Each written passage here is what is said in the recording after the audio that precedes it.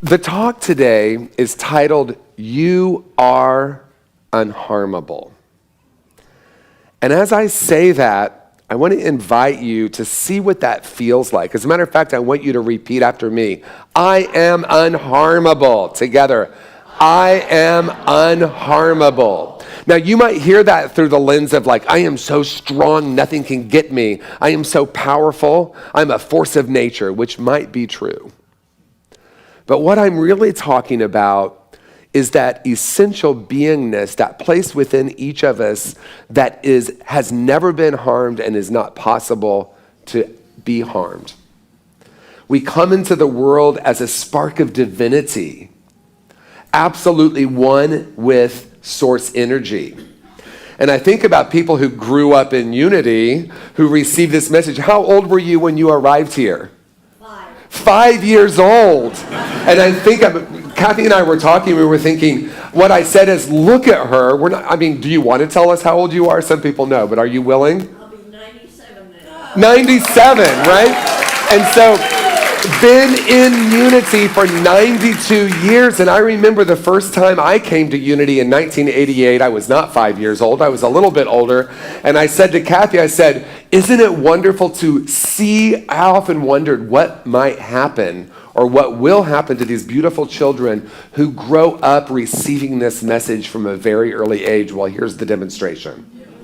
And I said to Kathy, most of us have a lot of blankety blank to unlearn.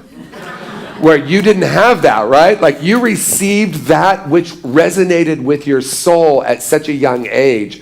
Well, and I'm going to just share with you all right now, that was not my experience. I came into the world very much like you and like each of us, absolutely effervescent, filled with love, joy, essential beingness, source energy, Buddha nature, Christ consciousness, whatever word we use, we are infinite. And I remember knowing that. I remember being this little tiny kid and thinking, I doubt I said I am unharmable. But I felt that way. And I didn't walk into a Unity at 5. I walked into a lot of other places that were teaching very different messages than you are an infinite being, that you're whole and perfect as you are, that you are capable of creating a life filled with love and connection. I received things like, you better not be too big for your britches, you better sit down and let us tell you how to live. I remember my mother, God love my mother, she might be watching, she watches sometime. Hi Mom, if you're watching. She said, you're just such a sensitive boy, and I realized that the world wasn't ready for such a sensitive boy. So very well-meaning, she wanted to she wasn't cruel to me, but she kind of wanted to toughen me up so I'd be ready for the world. And what happened is I started making some really big decisions about myself. I'm not lovable, I'm not good enough, I'm unworthy. So when I walked into Unity in 1988, the path for me was like, oh my gosh, absolutely everything I've ever picked up along the way, well, about 98% of it needed to be explored, examined, and unlearned.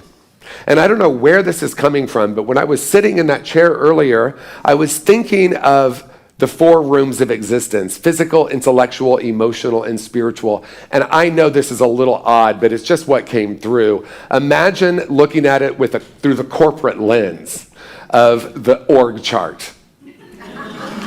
Who are you going to report to? Which of those rooms is in charge? When spirit is the CEO, then our physical self reports to spirit. Our emotional self reports to spirit. Our thoughts report to spirit. When spirit is the anchor, in other words, when I understand very deeply who and what I am, that I am an infinite being, that I am literally a particle of the divine, when I understand that, everything else can come into alignment with that. But when I believe that I am my thoughts, a lot of interesting stuff starts to happen. One of the things that starts to happen is I start to compare my thoughts with someone else's. In other words, I start to agree or disagree. I start to believe that I am my points of view and I am my opinions. So I want you to hearken back. If you can all go back with me, we're going to do a little trip down memory lane. I want you to picture it. For those of you who watch the Golden Girls, picture it. anywhere on planet Earth, March of 2020. Okay, we remember, right? I didn't even have to say anything more than that. So we're kind of at the anniversary of that, the 4-year anniversary of all of this stuff starting to happen. And by the summer, if you remember by the summer of 2020, there was a lot happening in our world. And one of the things that was happening is this narrative that we have continued to be taught that we're living in a very divided country and world. A lot of divisiveness, a lot of us and them, a lot of if you don't believe exactly what I believe, you might get ostracized from your tribe. Early on in the evolution of human consciousness, we needed our tribe to survive, literally. We needed a group of people to keep us safe. That was that kind of unharmable, right? Where we're at war with, fighting with to protect. But as we grow in consciousness, we may come to understand that in the room of spirit, we are all one. And so there is no need for these tribes. And so summer 2020, my friend Jeremy Miller and I, my colleague and good friend, we came together and started having a conversation. How can we be in this world right now? And is it possible to make a difference in the world right now based on how we're perceiving this? Because life is much less about what happens and more about what we call it. And there was just so much happening with the division, the divisiveness, the vaccines. I'm sorry to take you down. Do you feel the energy in here? We kind of went down a little, right? So we're not going to stay here for very long, but I really want to thank you, right? We're not going to stay here for long because what I want to say, though, is something remarkable can come out of that. Because you think about shift happens, we know where that came from. With one slight shift in perspective, we can say it's fertilizer.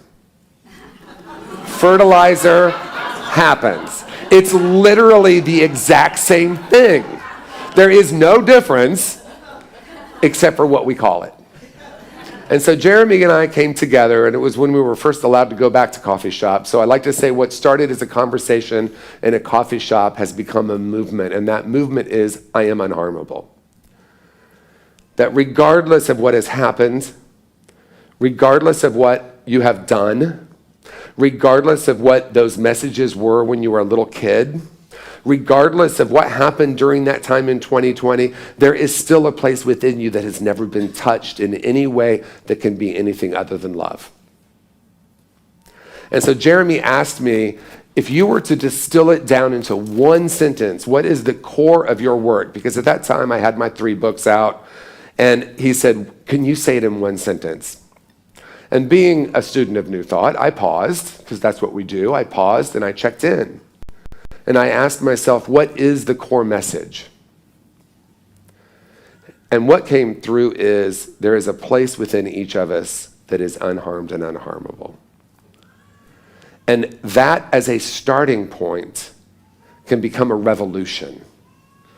And so on 10/10/2020, because we think we're clever, on 10/10/2020, we launched this movement, Unharmable, spreading this message that at the core of your being, you are a whole and perfect spiritual being. You came into the world as a whole and perfect being, and that's still essentially who you are. And from that place of knowing, not knowing, but from that place of knowing, experiencing that, reconnecting with that, which actually isn't even true because we can spend decades on a search.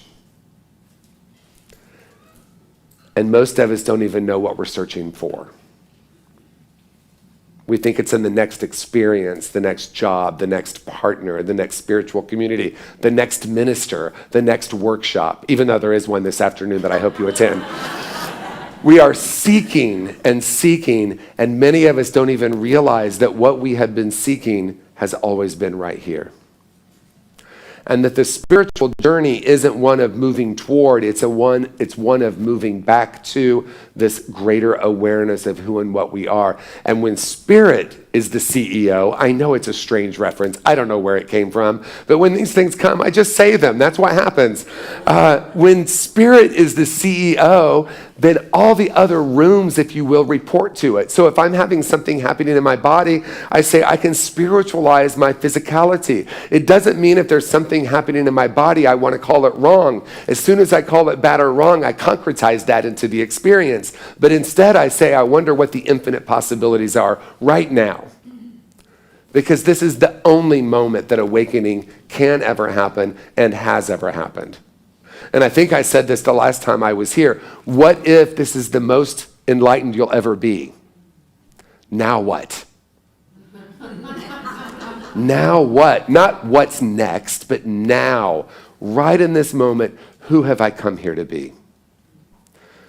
Kathy and I were talking about a fellow colleague, one of my first Unity ministers, Reverend Maureen Bass. She was the senior minister of Unity San Francisco in the early 2000s.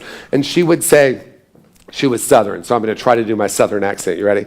She'd say, you know, if that bank account has been small for decades, I want you to say, look how powerful I am. I keep creating lack. If my body's not doing exactly what I'm wanting it to do, I can say, look how powerful I am. I keep creating this. And the reason she said that is many of us say, oh, what's wrong here? Oh my gosh, what's wrong? Why do I keep not launching? Why do I keep not having the abundance that is my birthright? Now that can be money, that can be health, that can be love, that can be a sense of freedom that we walk in the world, as Jesus said, which is one of the most profound statements ever, to be in this world but not of it. Not of this world that teaches us about division, about these different camps that we might be in, that we are our opinions, and I guess we're just going to have to agree to disagree. No. Who and what we are is so beyond any opinion that we've ever had about ourselves or the world. And when I'm vibrating from that frequency, that becomes something that radiates into the world, and the world naturally responds. I remember looking at my nephew when he was 7.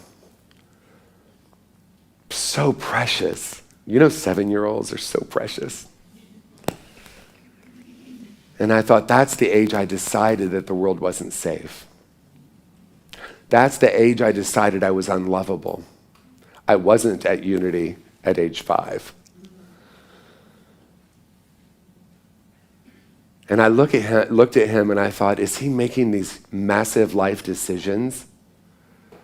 And knowing what I know now, my guess is yes, he was. And these decisions that are made at a very young age aren't really thoughts at all. They're really a frequency. Because they get buried deep in our unconscious, and we end up walking around vibrating with this frequency of I'm not good enough, I'm not lovable, I'm not worthy. And lo and behold, we keep manifesting that over and over and over again. So going back to what Reverend Maureen said, look how powerful we are. I'm so powerful, I keep choosing unavailable relationships. I find them everywhere.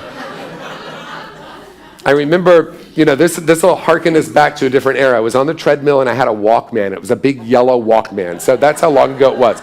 And I had my headphones in and I was listening to our now friend, Marianne Williamson, and she was saying, the moment I changed the question from why do I keep attracting unavailable people to why am I attracted to them, everything changed. I almost fell off the treadmill. Because that had literally been my mantra. Why do I keep attracting these unavailable people? Why does this keep happening to me? What's going on with me? Well, and see, here's the great thing. Asking those questions are really powerful. I just kept recreating it over and over and over again. Because the more I ask, why do I keep doing this, the more I keep doing it. So can it be as simple as shifting from those old ideas and beliefs and that old frequency, feeling that vibration, shifting into that place within ourselves that came into the world absolutely unharmed and knowing that's who and what we are? And can it be as simple as returning to that right here in this moment and right here in this moment and right here in this moment and saying, no, I am an infinite being. I am a particle of love. I can't attract anything, and I'm not attracted to anything other than love. And then, wow, that's what I experience. Does that mean I don't see the things happening in the world that seem other than that? No, actually, I still see them, but I'm looking at them from a different lens. I'm not looking at them from what's wrong here. I'm looking at them from what is the request for love in the midst of this situation. How can I be part of bringing love to this situation? How can I be the person that stands for peace in the midst of seeming conflict? Who have I come here to be? We're not attracting, we're radiating. And to understand this is to know freedom. Because that moment of understanding that I am not my thoughts, I am not my body, I am not even my emotions, I am something much greater than that. And so if you're here and this is resonating with you in this moment, and then your mind is saying, well, okay, yeah, but, welcome the yeah, but. You're welcome here. I know who I am. And from that place of knowing, I can question every thought I've ever had. And in that curiosity, we start to understand that those thoughts aren't as solid as we once believed. But when I believe I am my opinions, and then I build coalitions, let me find a bunch of people who agree with me. It's called religion, it's called political parties, it's called communities sometimes. That's why I'm not a big fan of the term like-minded.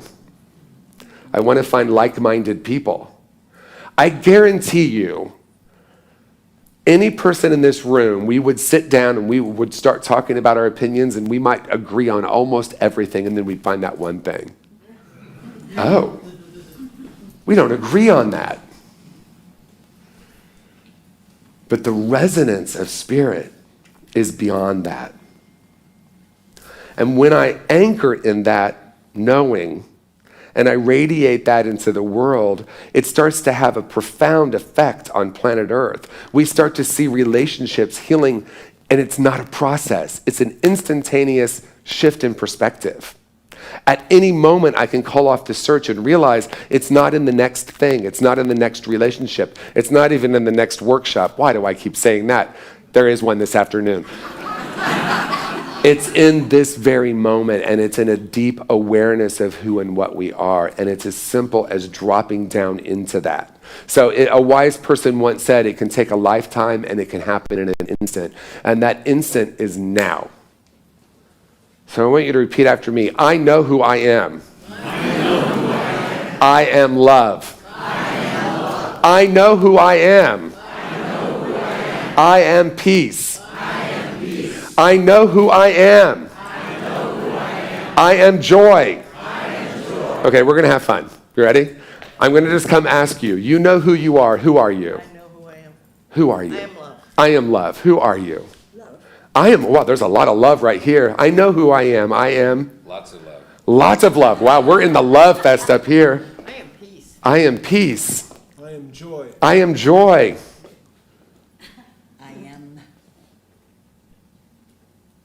a lot of joy. A lot of joy. We're going to be able to do this for a little bit longer, but this is fun for me. I know who I am. I am love. I am peace. Freedom. Freedom. Okay. Can it be as simple as reminding ourselves of a greater reality? Can it be that we can spend the next 20 years trying to unlearn every limiting belief we've ever had and use affirmations to try to heal it, and then realize, oh my gosh, yeah, right? That's not it. I mean, it is it, and then it's not it. Dr. Sue Morter says life is difficult and a struggle until it isn't. And so is this the until it isn't moment for you? Is this the moment you're ready to take the armor off? Because when I started, you think, I am unharmable. That might be like, I have armor, I'm fighting. But what I'm saying is, let's take that off. Let's realize the greater reality is that we're not in competition. We're not opinionating. We're not us and them. It's not good and bad. It's not right and wrong. It's now. It's love. It's peace. It's joy. And it is as simple as remembering that greater reality. We call off the search. We rest in this greater reality, and we understand who we are. Life is a great experiment.